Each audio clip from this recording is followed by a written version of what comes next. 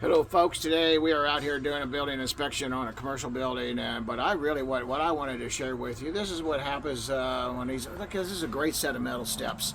Say here, I mean, we got a great set of metal steps coming up here, but this one happens, if you don't take care of it, and it happens all the time. You get salt and debris, but look at some of that scum. It's a restaurant, God only knows what's coming out of here.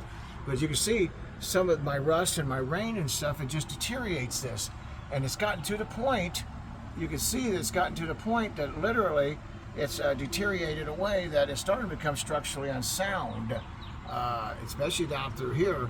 And then my bolts are starting to, and that's what I'm really worried about, what's happening behind them bolts if I see this.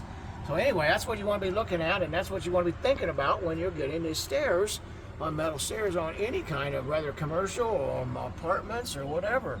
You want to make sure that they stay plenty. Keep the water away, keep them well drained, and keep them well primed and painted. Anyway folks, thanks for watching our videos. Hit like, subscribe. We appreciate you. God bless.